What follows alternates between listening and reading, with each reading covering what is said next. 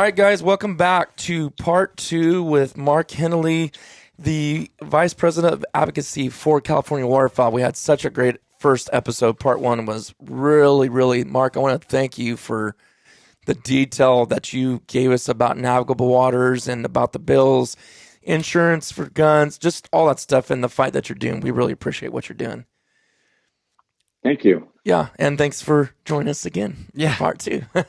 Absolutely. He said I gotta give him a lunch break, so we'll keep rolling here and not waste any time. At some point.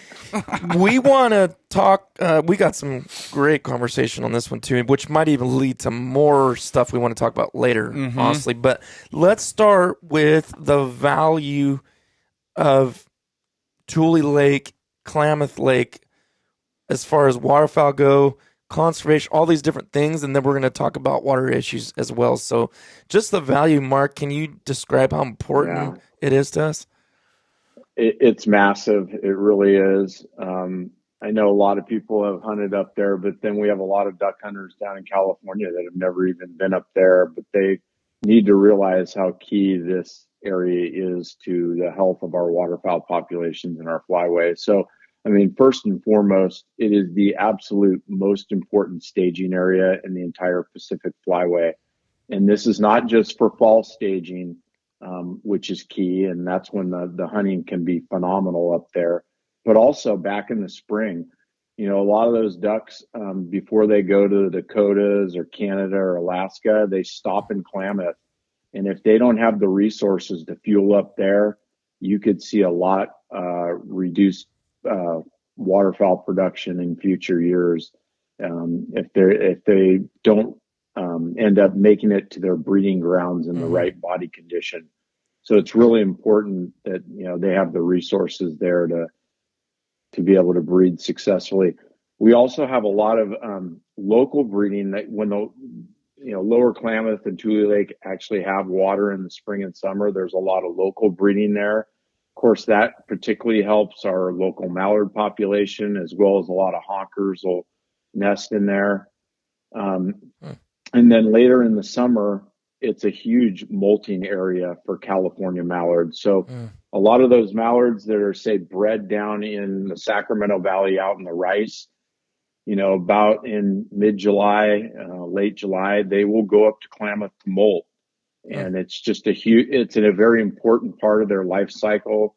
They're flightless for a number of days. And if they don't have these large tule marshes to kind of protect them from predators, that's going to punch a huge hole in, their ability to make it through the summer. And you're going to see a lot of them probably get eaten by predators or die off. So we got to make sure from those standpoints that we keep water there. As you guys also know, I mean, we had a botulism outbreak at both Lower Klamath and Tule Lake back in 2020 during the height of the molting season, and it killed off 60,000 waterfowl. Well, of those 60,000 waterfowl, 20,000 were mallards. So everybody complains about the lack of mallards that we're having and all these problems with the California mallard. Well, if we're sending these birds up to Tule and Lower Klamath to die every year of botulism because of less water, the whole reason that outbreak was so bad was there wasn't enough water to keep the levels up in the ponds, and you have these shorelines that then tend to make the botulism worse, these exposed shorelines. We got to, fix it just from that standpoint, or we're going to literally have ducks dying because of lack of water up there. The other big thing up at those refuges too is we have a whole hunting culture. We've had hunting going on forever up there. I mean, it's huge in that area. A lot of the local businesses rely on it. It's just a special place to hunt waterfowl. And then this last year, unfortunately, it was closed entirely, which had never happened previously. So I also just personally don't want to see that hunting culture go the way of the dinosaurs. Right. We got to make sure that hunting continues to be an important part of what goes on those refuges, and that we maintain that. Myself personally, I have two daughters, they're now in their 20s. They cut their teeth on hunting up at the Klamath refuges. We would hunt the Stearns unit. We would hunt Sump 1B. We would hunt 6A. We did this for probably a good 7 or 8 years until they really became kind of adult hunters. And, that from that standpoint, it means so much to me. And, a lot of these areas personally mean a lot to other hunters too. And I'm sure just for that reason alone, we got to keep these things going. They're special places. They're part of our hunting heritage, and we don't want to lose it. So, I mean, I 100% agree. It seems so bleak, though. Like it almost, to me, I'm just standing from the outside looking that way. I mean, should I feel that way? I mean, or is there hope? I mean, or do you think there's hope? I mean, maybe if it just takes a couple years, or do you think it's really close to just being altogether lost? It definitely is easy to get depressed over this issue. And it's probably, I've been doing this for 22 years now. It's probably the most difficult waterfowl issue I've ever dealt with because of the legal, the political issues that surround it. Look at it this year, by the way. They didn't get up in northeastern California and southern Oregon quite as much precipitation as we got in the rest of California, but it was still above average. I mean, their snowpack was way above average, and their precipitation, I think, down in the basin was about average. But even with all of that, there's still only one unit right now flooded on the lower Klamath side, Unit 2. And if you go over to the Tule side, the only thing that's flooded is Sump 1B, and that's only 2/3 flooded. So, I mean, it's like if we can't get good water in years like this, like when are we going to get decent water? I don't know. Right. Well, so and Mark, yeah, go ahead. I was just going to say, from that perspective, you're right. It is a little bit depressing, and makes you think, what the future is going to be up there. But there are solutions out there to getting water, and I can go into those in a minute. Yeah, I definitely want to hear those, because there's some guys I follow on Instagram that are it seems like pretty well versed. It's just one specific guy. I won't mention his name. He don't even show his face. I don't even know what the guy looks like, but he shows all these graphs. He shows the water. He's showed videos to where the water's being diverted. Yeah. I mean, like, why, like you said, with all the rain we got, there's no doubt in anyone's mind that thing should be full of water, correct? It's just about how they're pushing it. Well, a lot of this has to do with policy decisions, yes, and laws and regulations. So, I mean, the real issues that face the refuge up there are, first, the biological opinions that govern how much water goes into Upper Klamath Lake and the Klamath River. That has a huge impact on any water that the refuge might receive. Another thing is the refuge is basically last in line to get water. It's not a part of the Klamath project, and it only receives water after the endangered species obligations are met, the tribal obligations are met, and that agriculture gets its water. So it's basically at the bottom of the spigot. And then the other big thing is, and this is the issue that CWA is trying to conquer right now, is the refuges really have no senior water rights. They have some other junior water rights that are out there, but nothing that is,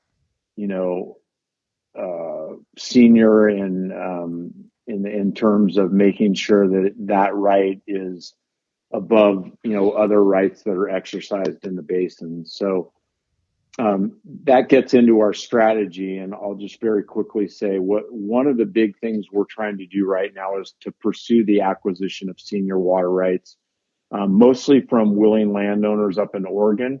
There's a place called the Wood River Valley, and there's quite a few landowners up there that have said for the right price, they would be willing to sell their water to the refuge, to Lower Klamath. Now, this is going to take time, and it's certainly going to take a lot of money. But it is a strategy that has been blessed by the U.S. Fish and Wildlife Service. They did an assessment on it and found out that it was a viable strategy. And it also was a strategy that was employed by Stillwater Refuge over in Nevada. Mm-hmm. As you guys probably remember years ago, that place would have really serious water delivery problems. It's still not perfect over there, but they have acquired water rights to help with the refuge's water issues, and that has really helped that refuge get a more reliable supply of water. So it shows that the strategy can work. So currently, we're working on a 3,750 acre transfer of water from a Wood River landowner. And we've been working on it for the last couple of years. We still haven't acquired the entire water right, but this summer, that 3,750 acre foot of water, acre foot of water will help to make sure that Unit 2 stays filled, that we have habitat there for not only breeding birds, but also molting birds. And it will also help reduce the likelihood of a really bad botulism outbreak. Because again, when you have exposed shorelines and declining water in those ponds, that's when the botulism really rears its ugly head and takes off. If you can keep those ponds full to the brim, the botulism tends to be a lot less worse. So hopefully that'll help to save some birds. Yeah. Real quick, Mark, you mentioned that 3,000 acre feet into Unit 2 at Lower Klamath. Is that truly going to keep that thing full? It should. It should? It's enough. As long as we get that full transfer, like last couple of years, there was a lawsuit and because of water curtailments on some streams that fed into the private landowner's property that we were transferring the water from. We only got about 400 acre feet of water out of that transfer. But now that the water conditions have much improved, and the lawsuit, I don't believe is still in effect, hopefully we can get most of that 3,750 acre feet of water to the refuge. And if we were able to do that, Unit 2 should be flooded basically to the brim the entire summer. Okay. That's good news. I mean, and that didn't even have that basically didn't have no water last year, huh? No. Or at least for a year or two. It was fairly dry. There was not much in there. Yeah. Yep. No. And actually too, that amount of water too will be enough to also flood up Unit 3.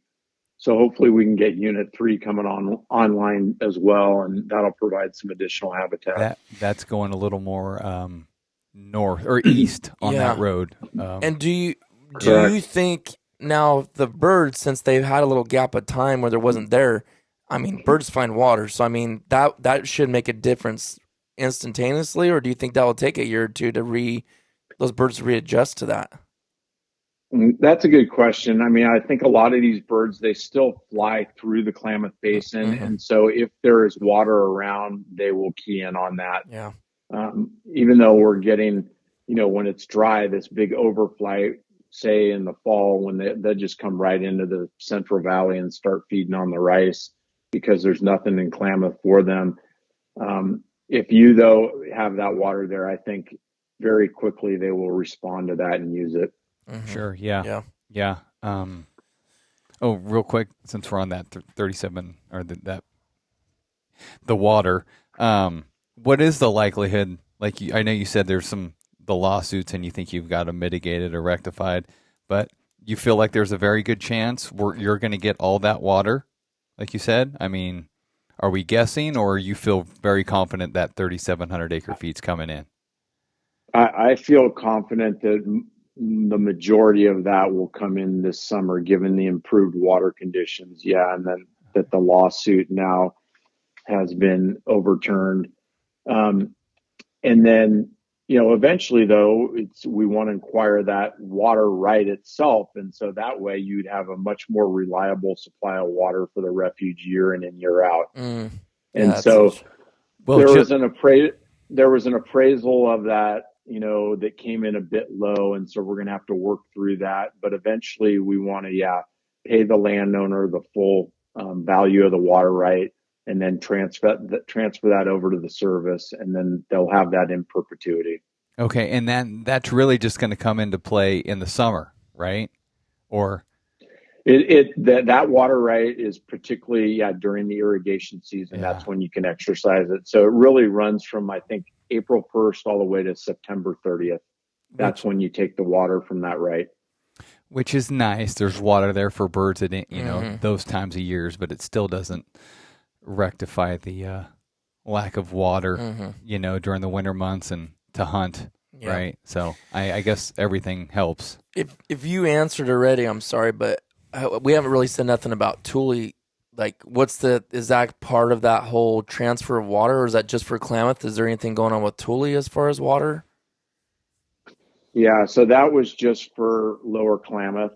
For Tule, they were able to get some water into Sump 1B, which is good. How they are going to maintain that through the summer, I do not know. And again, it's the same issue over there. If you start getting the water levels receding and you get a shoreline, it's going to cause a massive botulism problem. So they really need to do everything they can to keep those water levels up. Unfortunately, too, there was an opportunity to get 1A flooded up. Of course, that 3 to 4 times the size of 1B, so you need a ton of water to really flood that up. But the refuge wasn't able to take advantage of that. So that is dry at this point, and I don't see that being flooded up for quite some time. That's, of course, the main hunting unit. I mean, obviously, you can hunt 1B at times, and the hunting in there can be really good. But I can tell you this, if 1B is only partially flooded and there's no other flooded habitat and 1A is dry, it's closed. I would be flabbergasted if they would open that for hunting. So I think you're looking at a closure, at least in terms of flooded hunting. Maybe some dry field hunting, but that would be it. Right. That's what I was telling Titus. That's probably going to be their only water, and they're going to close it. And I did hear there is ag back on Tule, but if they're going to open it all, or because they're probably going to say, well, we have this water here, 1B for these ducks, and then we want them to have a nice food source. So no, you can't hunt these fields. And you're like, well, shoot, what can I hunt? So I heard Mark, and haven't been able to get a hold of Tule Lake for now the past week, but they were supposed to have a meeting last week in regards to what they were going to implement or not, I think, for this duck season, for the 2023s. But since I talked to a gentleman up there, the phone's been off the hook the last 2 weeks. I did call a local up there. He gave me a number to another gentleman on the Cal Ore board, but haven't been able to get a hold of him. So I think something should be coming down the pipe soon for the Tule Lake outlook, on what they're going to do. Yeah, and this is normally the time where they have their hunt program meeting. And unfortunately, I missed that too. But the Cal Ore folks, they really keep, they're on the pulse of what is going on up there. They probably have the latest and greatest information. So I may follow up after this with one of them and see where things are. They're pushing for it, because this will be year 2 of nothing going on there. Which I found odd that you couldn't even shoot pheasants there last year. I know. That blew my mind. Everything was shut down. I couldn't believe it. I couldn't believe it.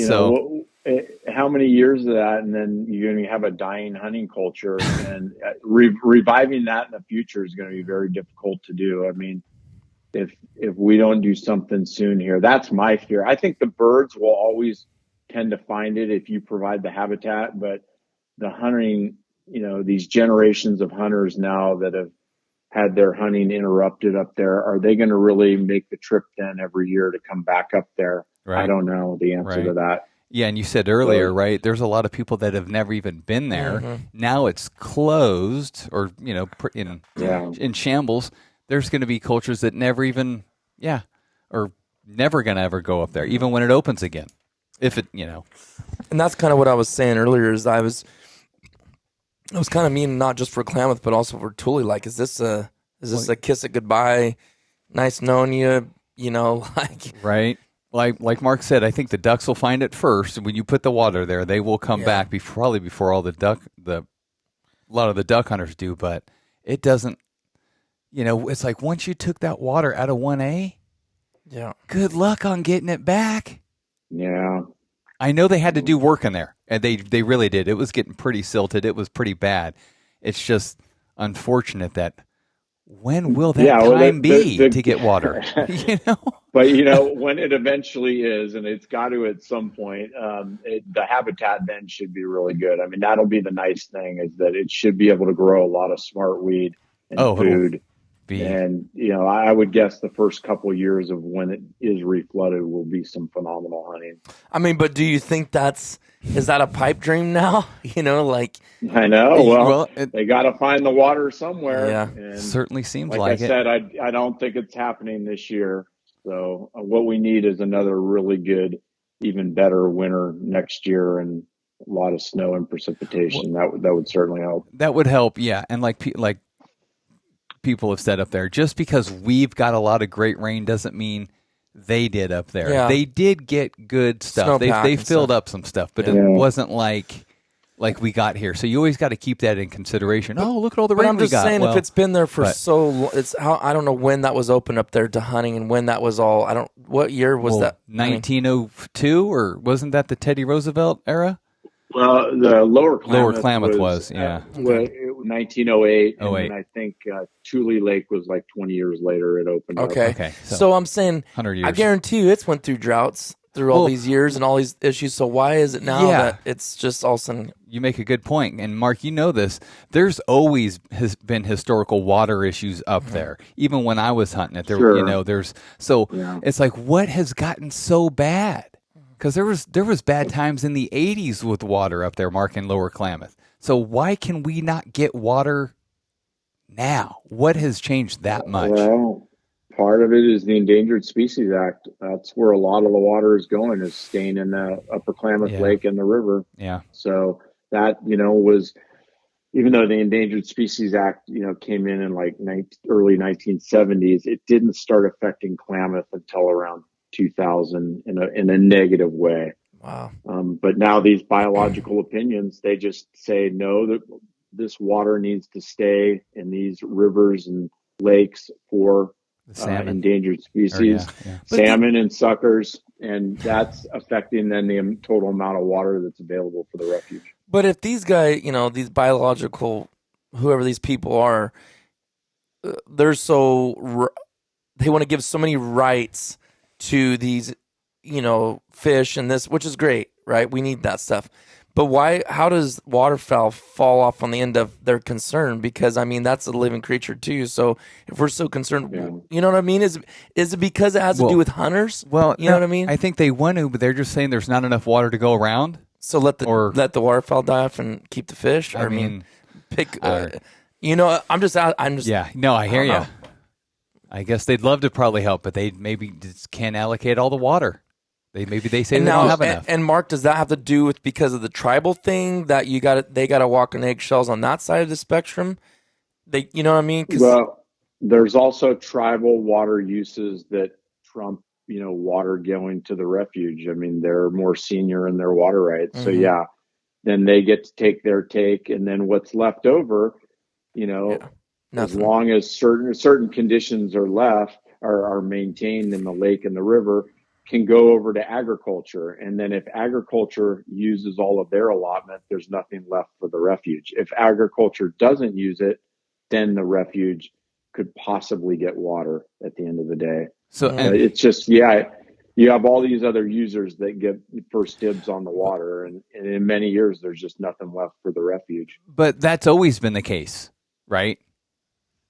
The water users prior to the refuge, right? They've always been last, right?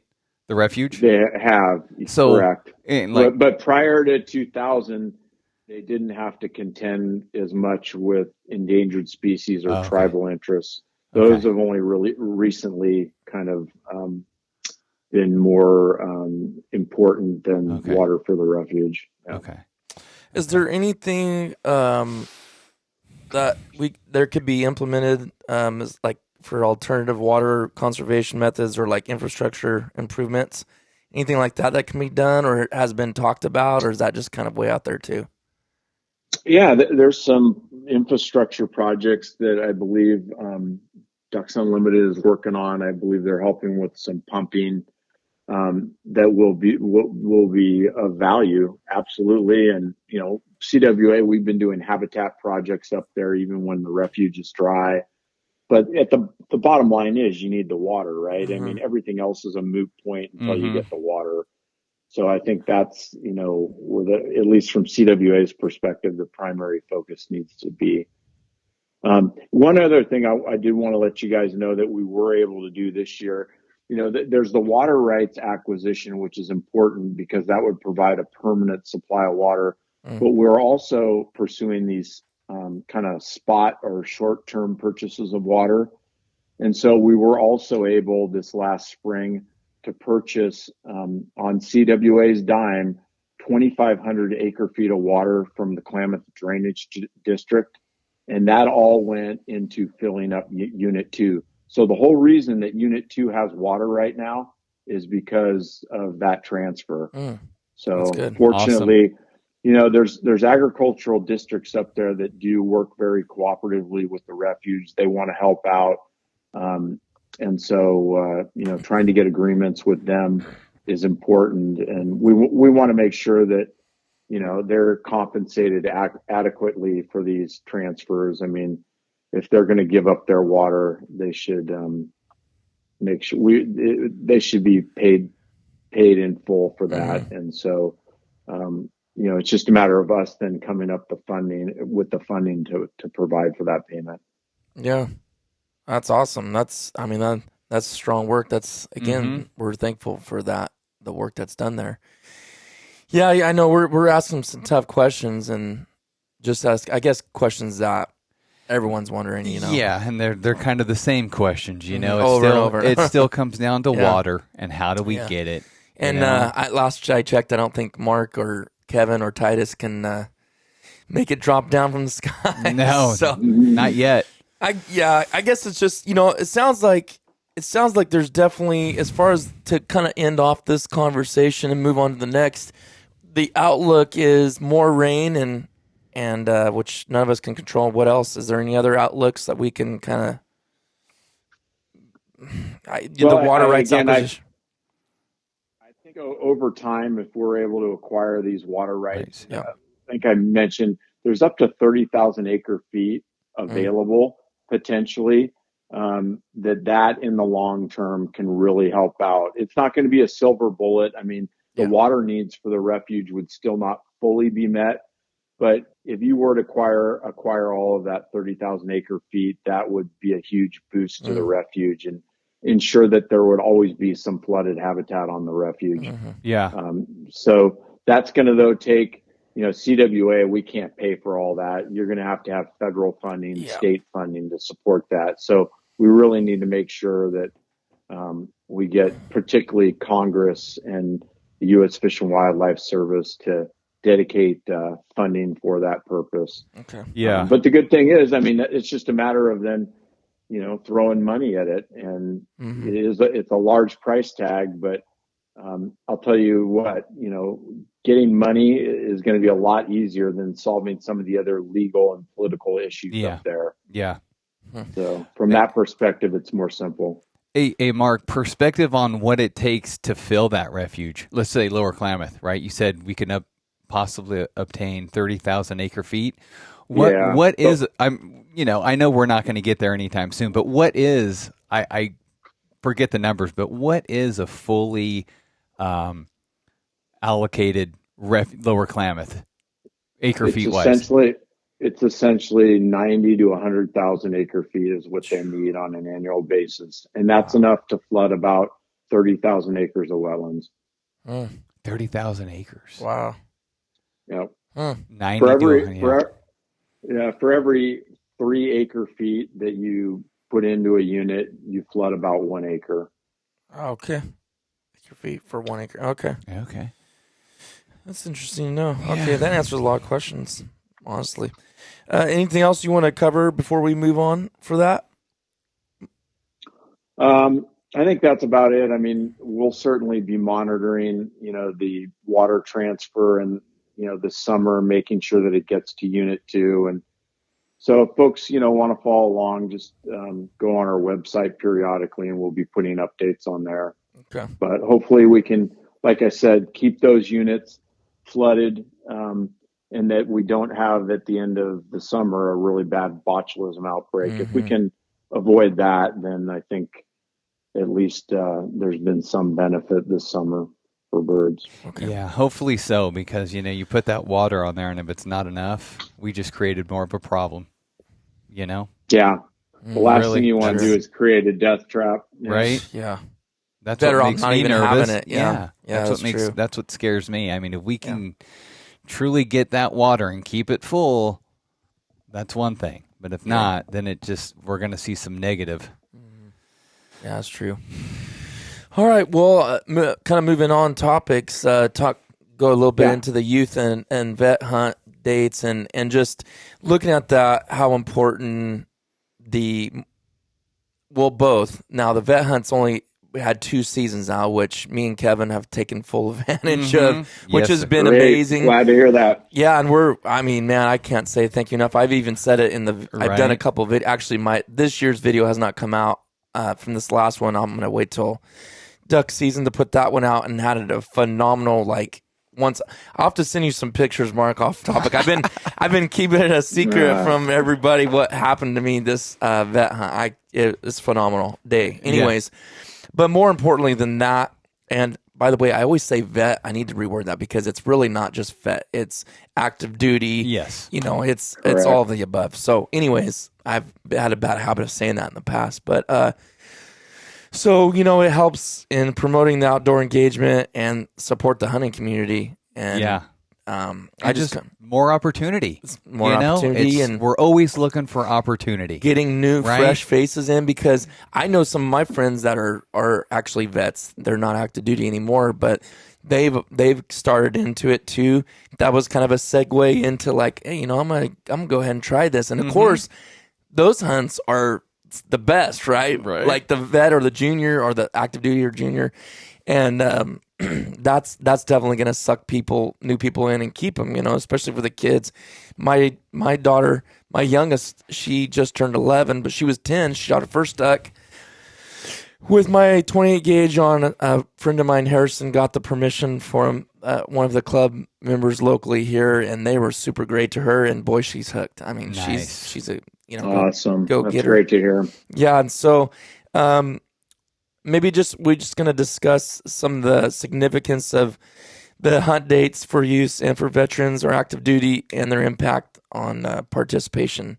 Because I know last year and the year before, the youth hunt, I'm trying to figure out where I want to start with this, because in some areas it's different, right? Some, like the Sac Valley, will have it designated days on a Saturday for the youth hunt, and man, they've got that historically dialed, because I mean, every youth hunt my friends have taken their kids on those up in that area have always done really good in the Sac Valley. Isn't that funny? It's a weekend hunt, isn't it? And it's funny because it's always real. It could be dead the week before for just the general hunters, but for some reason on that junior day, even though it's in the middle of the season, it's not it's still really good. That's a special one, Mark. Yes. That's not really associated with the end of the season one. Not the end of the season one. Okay. So now to move on to the end of the season, which is always a week after. Roughly, right? Well, I guess it's like 6 days, I guess. Well, it changes. Well, it doesn't really change, but it's less sometimes than 6 days, because we're taking our hunting season into now midweek. But I guess I'm just talking about like refuge. But if you were throwing it all in there, the following weekend. So is there going to be this year? It looks like status quo, I believe, Mark. Right, with the dates. Has that even been released yet? Well, it has. So the commission met in April and gavelled this down. So we do know what the waterfowl seasons and bag limits would be. So Kevin, you're right. It's basically the same as last year with a few exceptions, and I'll just mention them real quickly. One is that there are some changes to the Aleutian goose season on the North Coast. And that will now start that season in early October, like the first week of October.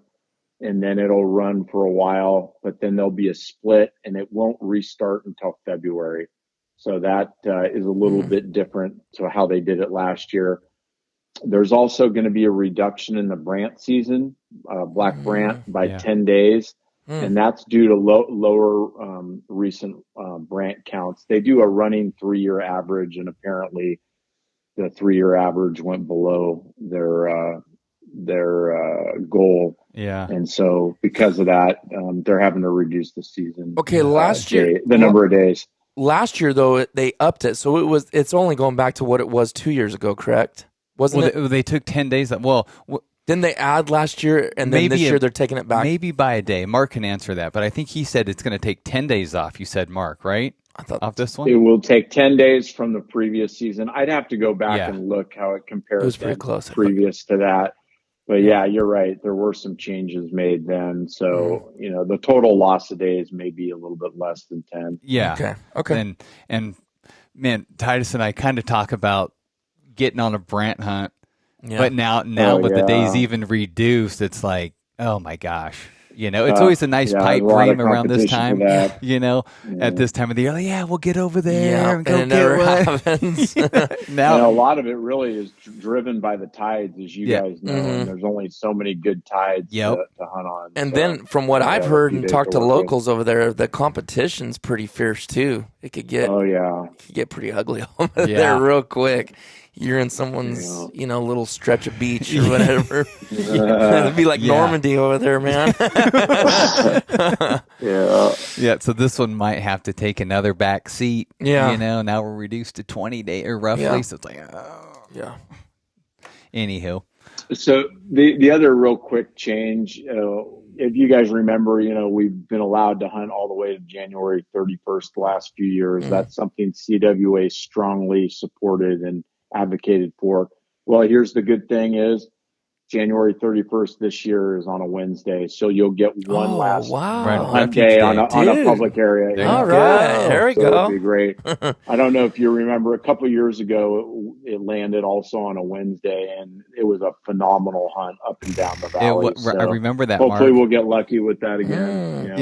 It was a windy day. Mark. Let me ask this question. Yeah, there was a little north wind that day. Let me ask you this. Yeah, that's a big thing. Let me ask this question: if that ends on a Wednesday, is the junior hunt on Saturday? Yep, it is. Correct. Ooh, so that might not be as hot of for the youth. Well, you could look at that two different ways, though. You're right. I mean, there's not as much of a rest, but if you're a refuge hunter, that keeps the birds on those refuges more instead of them going out into the hinterlands and flying all over the state. True. So. We'll have to wait and see. But I tend to have that fear too. I still have a kid that does junior hunts. He's 16 and he'll be able to do it for another year. What impact that's going to have on his hunting. So we'll just have to wait and see. That's cool though. I mean, that is cool. Not gonna lie, a little selfish motives there, but that is kind of cool. Well, the Wednesday? Yeah. Yeah. I didn't even pay attention to that. And I'm so on board with this, right? Taking our season as long as we can. I know we like to incorporate it on the back end, which is good, Why, just out of curiosity, why is the CWA such a big advocate of that? What's the purpose that they feel? Of January 31st? Yes, just more days. Or taking the days, right? I think it's just more opportunity for us, right? Give it to us. Yeah, right? If we can. Exactly. More opportunity. I mean, as you guys know, in the balance of the state, the hunting tends to be the best late in the season too. And so these are some of the best possible hunting days that we could have. And we used to, years ago, advocate for like splits and, different kind of scenarios on what the seasons would be. But the last 15 years, we basically said we want a late straight and shoot as late as possible because, again, whether it's because of global warming or whatever, it just seems like the birds are here later every year.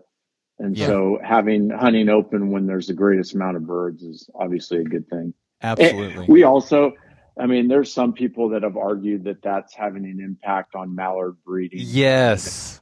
that's a little bit of a dubious argument on our quite this. From our perspective. Yes. It does create some disturbance, but there really hasn't been any kind of population studies to show that that's having an actual impact on the birds. If we don't have the science to show that, I mean, it's anybody's best guess. Right. And doesn't the science prove, Mark, that hunter harvest doesn't affect bird population? Yes. I mean, right. The problem. The problem is the available breeding habitat. Yeah. And then also fixing Klamath. I mean, if you want to bring the mallard population up, you got to have nesting habitat, you got to have brood habitat, and then you got to also fix this Klamath problem. Right. That's what's going to help them recover. Yeah, it's not shooting later into January and February. These guys were mentioning, now we're getting into breeding pair mallards. Like we're making a big impact. Because we're shooting a bit into February. It's like good one, but no, that's not. To me, it doesn't hold any weight. But I got some questions too with these seasons and all that, dates and stuff. So I'm actually on California waterfowl or calwaterfowl.org's regulations. I didn't even know that you guys had them up, and it does say it's the 2022. No, wait a minute, these are the old ones. So it hasn't. I wonder what's been updated. Old ones don't. Yeah. No, that makes a lot more sense now. We'll still because I was looking at these dates. I'm like, this isn't. Well, just look at October. It's gonna be the 21st this year of October. Okay. Yeah. Well, what I was gonna ask is on the northeastern zone. I guess it always has to be the first Saturday of the month, right? They're not going to start it on a Sunday. Yeah, they won't start it on a Sunday. Yeah. So it'd be like October 8th would open up in the northeastern zone. I'm sorry, October 7th, which is the first Saturday. Yeah.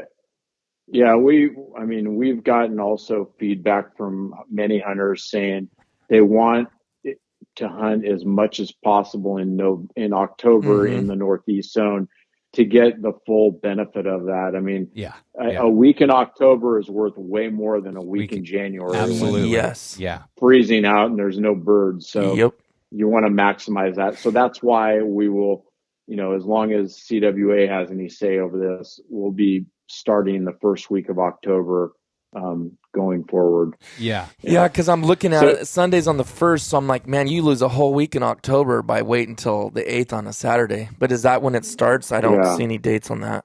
Yeah, it does. I think it does. Okay. I think it does. Yeah, that does make sense. It's what it would be October. So October 7th. It is up on the Fish and Game webpage if you go into their waterfowl regs. Okay. So it's going to start October 7th, and that actually is the earliest it could start because we can't start in September. Okay. The only thing with this northeastern zone that gets me a little bit is that you have like the Fall River, Ash Creek area in the same thing, and they're about 1,000 feet less. They're about 3,000, and I've been up to that area early. I'd like it to start a week later there. If that area was a little more exclusive to starting a week later rather than having it lumped into the northeastern, but that's never going to happen. But that's where I think it would benefit actually down in that Ash Creek area. If it was a week later. So on that, we can't create another waterfowl zone. The flyways have already told us we're maxed out on the number of zones. We got 5 right now, right? Yeah. And they're not going to give us any more. So no, if you're not going to be part of the northeast zone, the only other thing is you'd have to bump them to the balance of the state, and of course, then that would take it to 2 weeks after. Right? Okay. Yeah. It's never going to happen. This is probably going to sound like a stupid question, but I'm asking it partially for myself. I think I know the answer to it, but I bet you a lot of people have this question: is why can for like the vet hunt, why can we have a vet active duty hunt? I have to make sure I'm saying that. Can they have in the Southern California zone in the Southern San Joaquin Valley, can they do the geese for that time frame and not anywhere else? To where the vets can also hunt the geese because they put it on top? Yes. That's a good question because we have made that inquiry as to why we can't have the vet hunt on top of our late goose season up in the balance of the state zone. Yeah. And I mean, what I've heard that is it's an enforcement issue. Yeah, that's what they say, right? Every time. But if you're doing it down there, I mean, yeah, that's a good why one to not bring do it up. Here? That's what I've never understood that. We need to bring that up to Melanie. If you're going to do it there, what's so different about, is that the Bermuda Triangle down there? They do things differently, you know? Yeah. And I think because there's probably maybe not as much geese down there, so it's not. Well, I mean, I don't know. I'm just throwing things in my own head. But and Mark, paint the picture for me here. If we didn't put it, you know how we have the veteran hunt right now, right? How it's 2 weeks after the season and we can't shoot geese. And enlighten me again. I think I lose sight on why we can't shoot geese on that day. You can for the youth. You can for the youth weekend shoot geese and ducks. Why can't we do it for the vet? Enlighten me again. We're maxed out on the goose hunting days. That's why out. we were not maxed out on the duck hunting days. That's why we were able to give them over to the vets and the active duty folks. But we were on the geese, and so that's the issue. So yeah, the only way then you're going to enable them to take geese on that hunt is to have it overlap with the late goose season. I would be in favor of that, personally. Yeah, here's the way I would do it. If there's also this current concern that we mentioned earlier, right or wrong, about disturbance to mallards, why not then take the late goose season and move it back to where the vet and the active military duty hunt is and overlap that. So that way you're not shooting so much into the middle of February anymore. Mm-hmm. All these hunts would be completed by the 13th or 14th. First couple weeks of February. Yeah. Right. Actually, we do which more I than think that. I that's the way I wish it was, and that's what my vote would be. But I do think there's a lot of goose guys that get worked up about that. I've heard them locally around here. Well, the goose guys. But what do we have more of, Mark? You have more people taking advantage of like the ducks. The exclusive goose hunter. They're a minority. They're a minority. This hunt, they've got 5 days to shoot. How many guys are really taking advantage of that, Mark, besides private guys? Tell me. Well, it is mostly a private land hunt, although we did CWA. This is something else we did, was to fight to get at least some public waters and other public lands open for it. I mean, most public lands are not open, but technically, if it's a navigable water area, you could hunt on that. Well, yeah, right? Absolutely. But it's really for private guys. Correct. Yep. Right. And I think that's the way the department. That's the way the department views it too. Is it's really to drive the birds from the private lands onto the public refuges. Yep. So to kind of backtrack a little bit again, I don't know. Maybe we didn't finish out that the whole. Is there really an answer to the late goose? Not late goose, but for the veteran active duty hunt. Why Southern San Joaquin Valley and Southern California zone are allowed for that? I guess we didn't really finish that. Well, so here is actually what we're going to do in terms of the next steps with the department and the Fish and Game Commission. We are going to meet with Department of Fish and Wildlife in August, our regulations committee, and to discuss the timing of all of these hunts. So I would encourage you then to participate in that meeting and, make your case on this. Let me just say our original concern when this issue came up of moving the vet hunt was we didn't want it placed on top of the youth hunt. Right. And I can tell you, as somebody who's done the youth hunts for the last 13, 14 years with all 4 of my kids, there is no way that we could fit adult hunters in on certain refuges and have a quality hunt for those kids. It would ruin the hunt for them. 100%. I agree. I agree. MODOK this last year basically had to turn kids away because it was fully subscribed. When I was hunting with my kid last February at Gray Lodge, we were in a pond and there were 3 groups of kids shooting all at the same birds. It totally ruined the experience for my son. And I've been at Delavan on those hunts, going into free roam with my kid, and we were one of the last, people in line.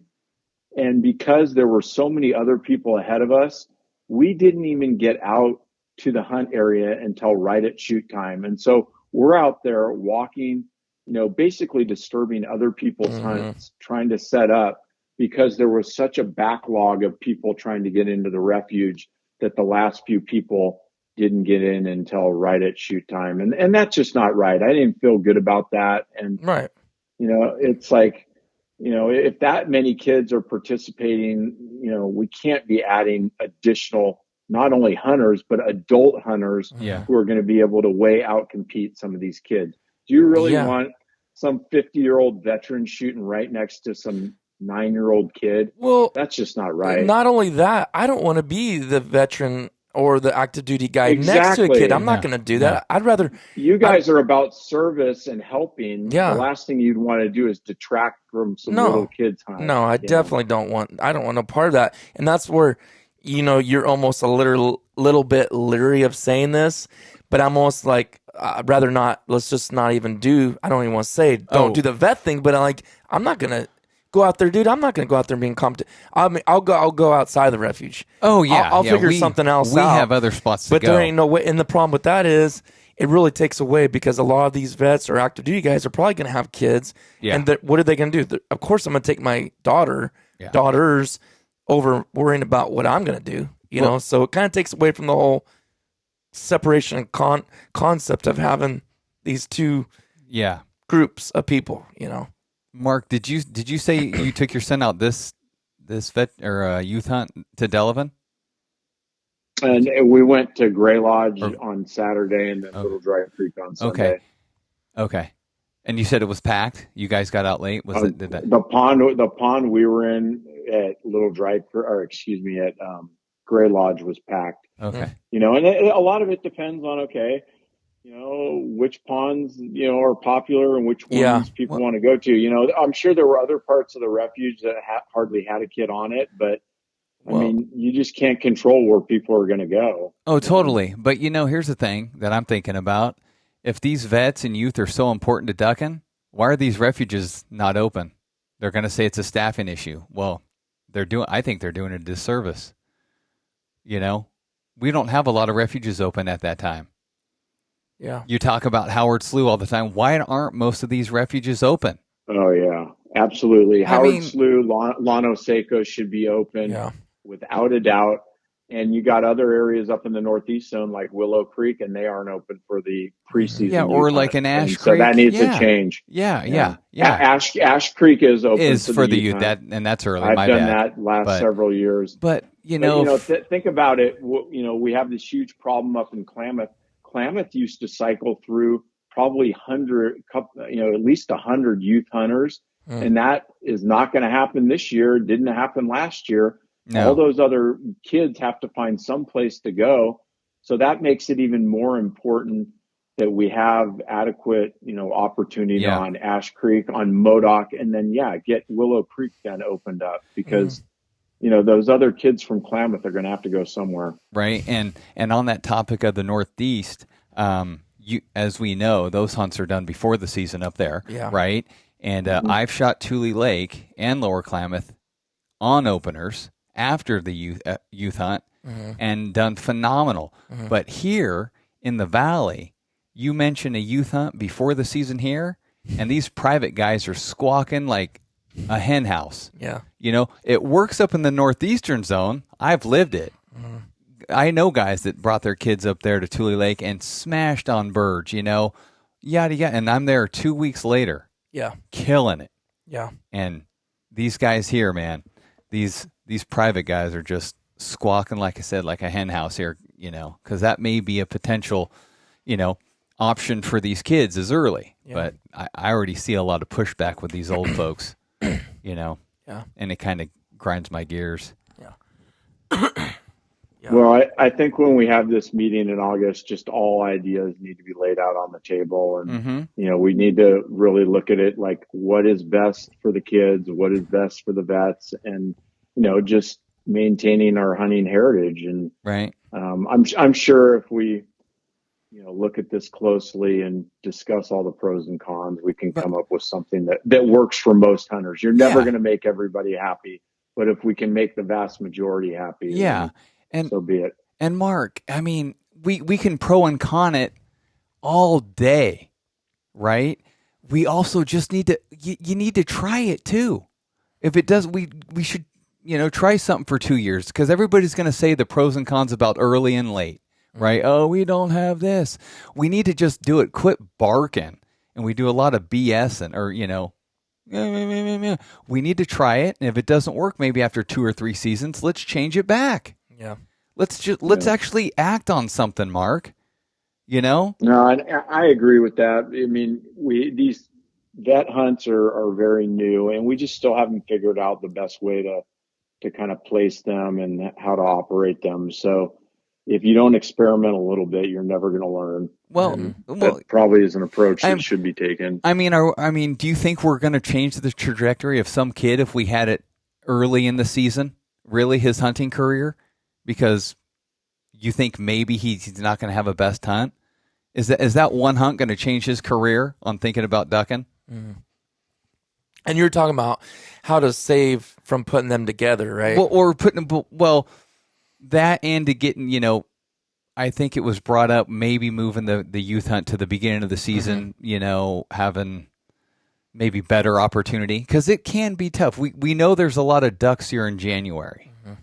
We know that. Yeah. Or, but it's a lot easier to get ducks in early October and September than it is in late January for these kids. Yeah, true.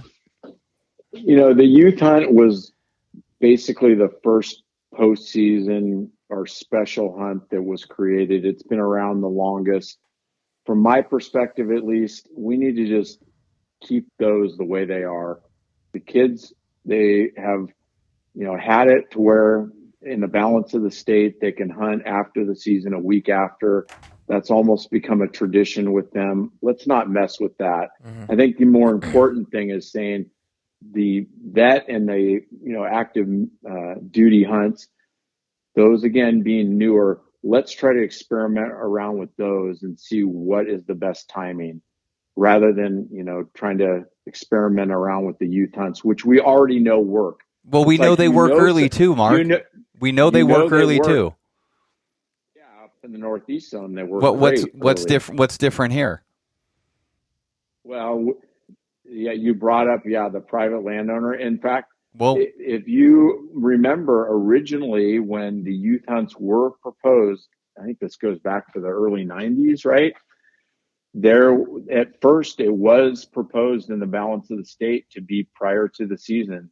And as you alluded to, there was some backlash by some clubs, some private landowners to doing that. So I just don't think that sentiment probably has changed. Well, do they run the show? Do private lands run the show? Now we've had decades of the kids shooting postseason, so I think that's just been firmly established. True. And worked. But it's only a small window for these kids to shoot too. That's constantly evolving with new and old people coming in and coming out. So what would be the big deal? Because you're constantly getting new folks coming into it and folks leaving. So it wouldn't take long for it to be a tradition again, early, with the group. Cool. What are you and Mark? Come to our meeting. Oh, I will. I'm waiting for the invite in August. And Mark, as you and I know, and Titus, I'm sitting across from him. We got into ducking before there was ever a youth hunt. So it's not the be all end all. I think if you put this anywhere, the kids are going to come and they're going to have a good time. Mm-hmm. But what's the option? What are you thinking? I've almost got a question for you, Mark, and I got one for you, Kevin. What's your concern about the vet / military active duty? Oh, nothing. I like it at the end. I don't want it early. I like it at the end because we could take it. Because that's what the option is, right? To move us. I don't know if that is. It may be, but I'm kind of asking you both a question, and I'm going to get different answers from both. I'm going to give you my perspective. For us guys, veterans, obviously we're older guys. We have the opportunity. We have boats, whatnot, clubs, this, that, and the other. So when do we usually, in this case in particular, or this year, we had floodwater. Yeah. We're taking advantage of that after the season when usually we have more opportunity. Yeah. You know, early in the season, I can go shoot ducks anywhere in October. Yeah. Or early season. It's not like if I had to shoot them in early October, I don't know if that would be as fun. So Mark, now to jump to Mark, when you say play around with the vet / active duty military, what is that meaning? You meaning like move it in the balance of the state to the front? Well, yeah, there's Because that's the only place that's one thing. Well, you also could move it to the middle of the season. No, I mean, there's option. Yeah. I don't think that's a good idea personally, but there are a number of places that you could move it. Here, if I had my druthers for it, this is just Mark's personal opinion. Yeah. I would bring the late goose season back a week, have it on top of the vet hunt, which is 2 weeks after. Yes. Do not move the vet hunt at all within the balance of the state. 100%. And that way you get the dual benefits of the vets being able to hunt geese. Yes. And then we also reduce any disturbance, perceived or not, to paired up mallards later in February. And the kids are still doing their thing traditionally after the Correct. season. I like that. That personally seems like a no-brainer. I like that. I do too, and I think everybody would. And it's already been implemented in the San Joaquin, like you said. It's already in there anyways. Yeah. In two completely different zones. And I don't even know why that's I don't even know why that's not. I'm totally kosher with that because I don't think we're going to get through these private guys that are at CWA. But okay, what's the argument here, though, is what I'm trying to figure out. Because they're not one to move that goose on top. No. I'm talking youth here again. I'm going back to youth. They bring the kids out to their club, and they don't want it messing with their bottom dollar opening day. They don't want those kids out there early. But why change it the way it is? It's 2 years now. I mean, the youth has been a long time. Yeah. I'm saying with the vet and the military, why even change, except the only thing that, like Mark said, the only thing that need to be changed is slide that like goose.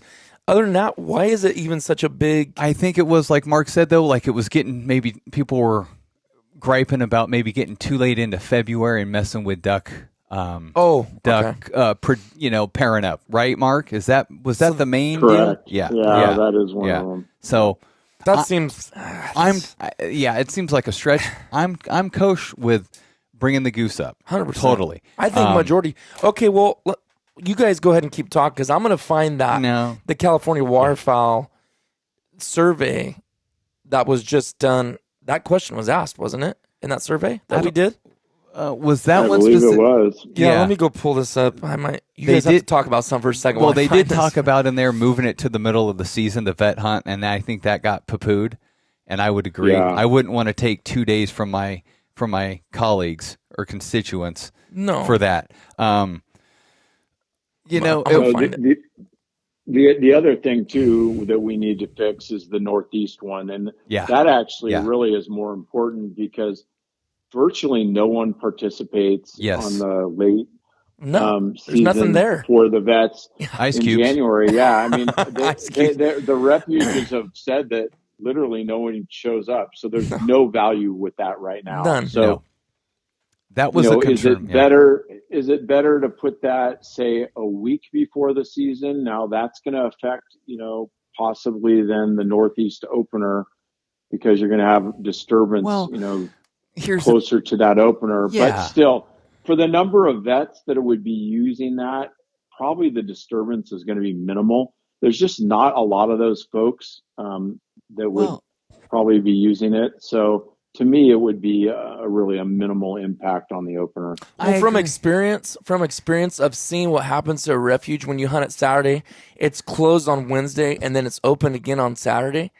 It's like a new it's like a fresh refuge. Like it's never been hunted almost because just that little one hunt day taken off is unbelievable what it does. Yeah. So I don't see how that could be that devastating to that refuge. I agree. And Tule Lake back in the day, or Lower Klamath, it was 1 week before the season, the youth hunt, and then you would come out there and you'd still smash birds on your opener.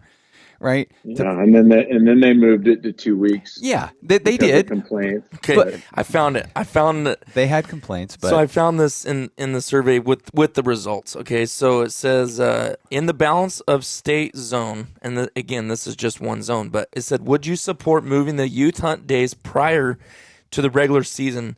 Out of 1,505 votes, 56% said no. yeah.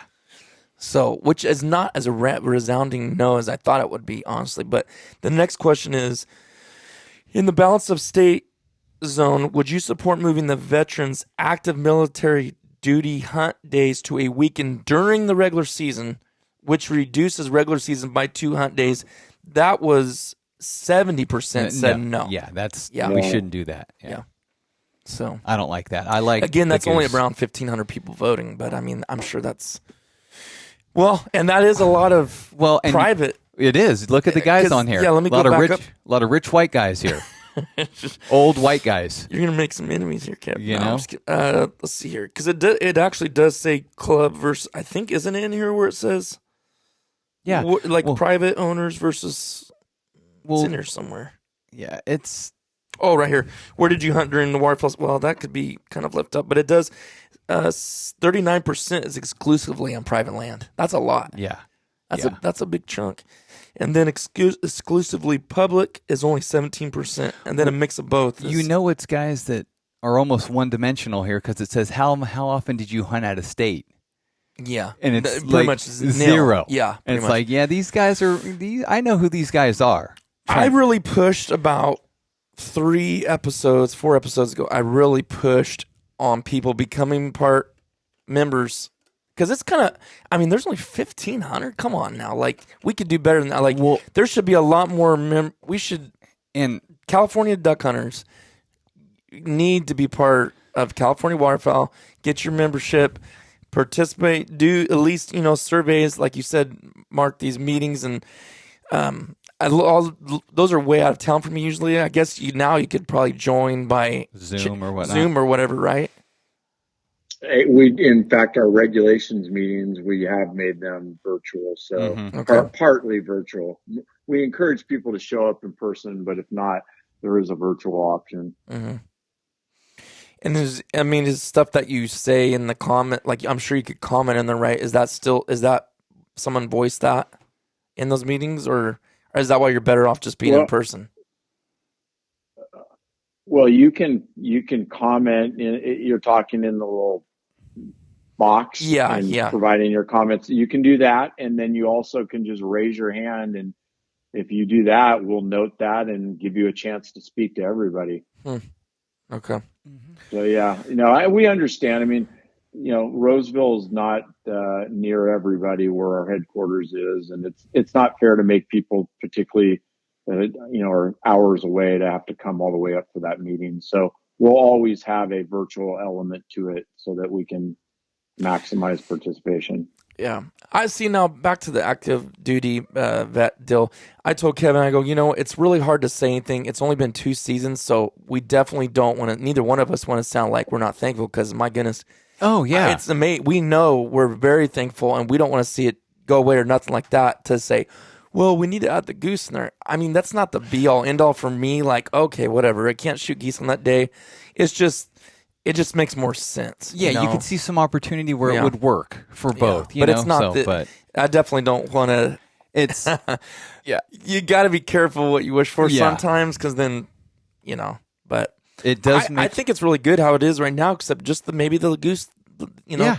But whatever. If that don't change, then it don't change. Yeah. Whatever. But I agree with you, Mark. That the Northeast. the Northeast, that is absolutely for sure. That's way more important than what we're talking about. Needs to go early.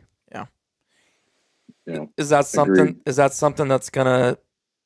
That'll be next year. It'll be next year. Maybe probably talking about this year, Mark, but implemented. If any changes, it'll be for the next correct. or the 20. It would have to be for the following season. Yep. 24, 25.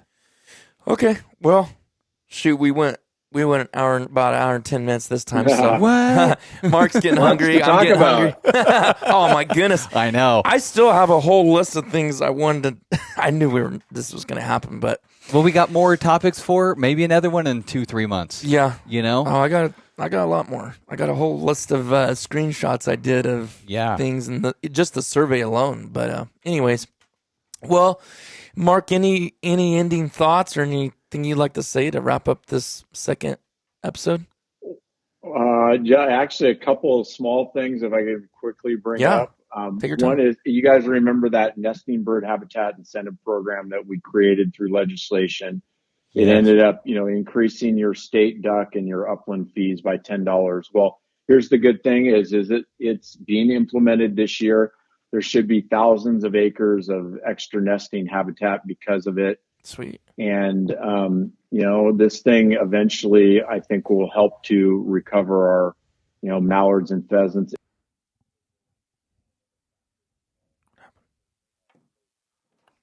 Hold on, Mark. What happened there? What happened? Uh-oh. Wait. Are you there, Mark? Can you hear me? Why did that sudden just go? I don't know. We just completely... Hold on a second, Mark.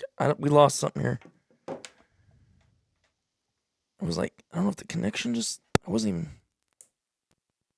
Hey, Mark, you there? Well, that's a bummer. Wait, there you are. Nope. Did your earbuds die? No. Oh, okay, there you are again. I don't know what happened. You just cut out when you were talking about the thousands of acres of nesting habitat. That's when it cut out on you. Here, I'll start from the beginning. Okay. Sorry, I don't know. It just went mute. No, who knows? Huh. So we have this nesting bird habitat incentive program that we created through, a CWA bill. And the great thing is it is starting this year. It's being implemented by Department of Fish and Wildlife, and we should have, because of it, a couple extra 1,000 acres of nesting habitat in key areas to help support our local mallards and pheasants. Awesome.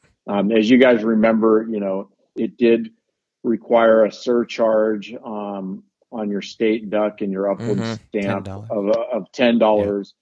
But that funding is critical to paying these landowners and getting more nesting cover on the ground. And it's all done in areas that are near brood water, so that we make sure that it's in the key areas where we need the cover most. And I really do believe it will help with the long-term recovery of our mallard and pheasant populations. Awesome. Not a silver bullet, but it's just a very important part of fixing that whole problem. Mm-hmm. So it's just great to see it, finally getting off the ground. Yeah. And then the other thing is, on the political side, Tuesday, June 13th, California Waterfowl is having our lobby day at the state capitol. And with that, we have volunteers come down and go speak to legislators, their staff, about hunting and conservation issues. So if anybody's interested, please contact me about that. We also that night have a legislative reception across from the Capitol for members of our outdoor sporting caucus and other state legislators. And it's a good chance to just kind of talk informally with legislators, have a drink or a hors d'oeuvre with them, and get to know them a little bit better. So for folks that do want to participate on the lobby day, they can also go to this reception, which I think starts at 5:30 at night. How do they get a hold of you, Mark, for that? You were saying get a hold of you possibly if they were interested. Probably the best way is just to call me on my cell phone, and I'll just give that out. It's 916-612-0230. Okay. And I'll get them on the list. And then the other thing we have, there's a waterfowl pack fundraiser in Sacramento on June 15th. That's what I just showed you. Two days later on Thursday night. And it's at the Scottish Rite Temple. The pack is critical to getting waterfowl interests, access at the state capitol, kind of making sure that we're noticed and we're taken seriously. So if folks want to support that too, they can contact me at that number as well. Okay. Cool awesome. deal. Yeah. Anything else? want to leave nothing I undone. think that's about it, man. It's been a good discussion. That's been We've awesome. definitely covered a lot of issues. Oh, my. Yeah. There's a lot of things going on right now. Yeah. Oh, yeah. No, this has been really, really good. I feel like every time we come on, it gets better and better every time. It just seems like the topics just it seems like the flow is really good. So I really appreciate your time, Mark, and I appreciate you for the work that you do. Ditto. I We second appreciate that. it. Yeah, thank you, Mark, and I'll be down there, hopefully walking with you at the Capitol on that lobby Awesome. day. Yeah. If you can make it for that, that'd be great. Yeah. So, appreciate it. Okay. Well, Yeah, appreciate it again, and thanks everybody for listening in. I know this was super informative for me, very, very interesting, and I appreciate everything that was said. Thank you guys for listening, and we'll see you on the next one.